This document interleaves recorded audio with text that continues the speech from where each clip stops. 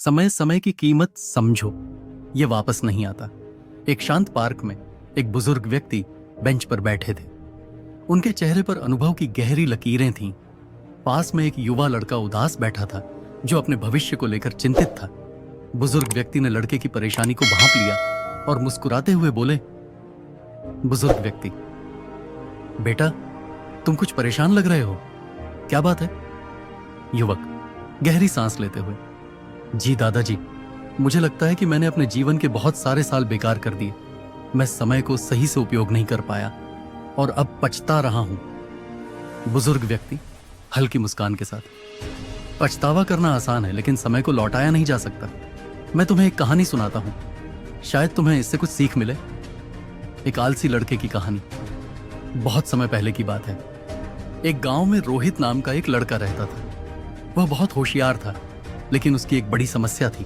वह बहुत आलसी था और हमेशा अपने काम को टालता रहता था। स्कूल के दिनों में जब उसकी माँ उसे पढ़ने के लिए कहती, तो वह हमेशा कहता, अभी बहुत समय है, बाद में पढ़ लूंगा। धीरे धीरे समय बीतता गया। उसके दोस्त परीक्षा की तैयारी में लगे रहे, लेकिन रोहित हमेशा सोचता कि वह आखिरी समय में पढ़कर अच्छे नंबर ले आएगा। जब परीक्षा के दिन आए, तो उसे एहसास हुआ कि उसे कुछ भी याद नहीं था। उसकी परीक्षा बहुत खराब हुई और उसके नंबर भी कम आए। पहला झटका, समय बीत जाता है, पछतावा रह जाता है।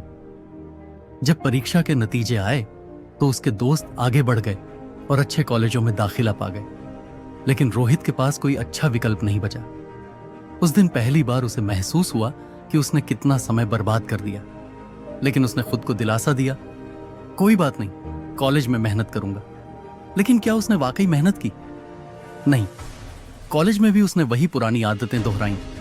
जब असाइनमेंट देने का समय आता, तो वह सोचता, अभी बहुत दिन है, बाद में कर लूंगा।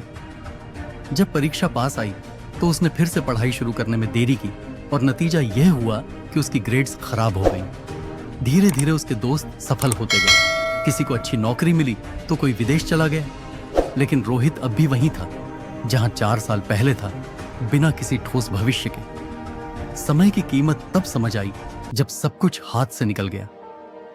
एक दिन रोहित अपने एक दोस्त से मिलने गया। उसका दोस्त एक बड़ी कंपनी में काम कर रहा था और बहुत खुश था।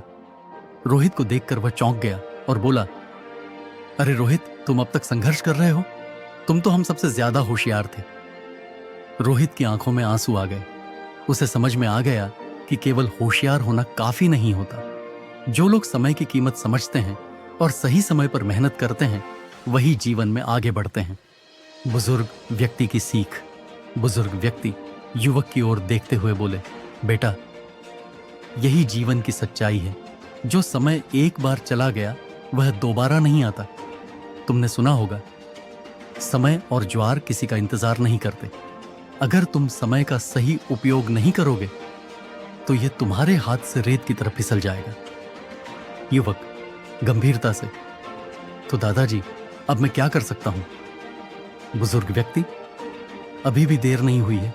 अगर तुम सच में अपने समय की कीमत समझते हो, तो अपनी आदतें बदलो। अपने दिन की योजना बनाओ, लक्ष्य तय करो और समय को बर्बाद करना बंद करो।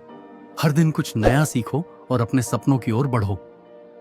समय को पकड़कर रखना असंभव है, लेकिन इसका सही उपयोग किया जा सकता है। हर सुबह खुद से एक सवाल पूछो, क्या मैंने आज अपना समय सही जगह खर्च किया? अगर जवाब हां है, तो तुम सही रास्ते पर हो। अगर नहीं, तो आज ही सुधार करो। समाप्ति। समय की कीमत समझो। युवक ने बुजुर्ग व्यक्ति की बातों को ध्यान से सुना। उसे अपनी गलतियों का एहसास हुआ और उसने तय किया कि अब से वह अपने हर पल का सही उपयोग करेगा। यह कहानी सिर्फ रोहित या उस युवक की नहीं है, यह हम सभी की कहानी हो सकती है। अगर हम समय को व्यर्थ गवाएंगे, तो केवल पछतावा ही मिलेगा, लेकिन अगर हम इसे सही दिशा में लगाएंगे, तो सफलता और खुशियां हमारी होंगी। तो याद रखो, समय अमूल्य है, इसे बर्बाद चैनल को सब्सक्राइब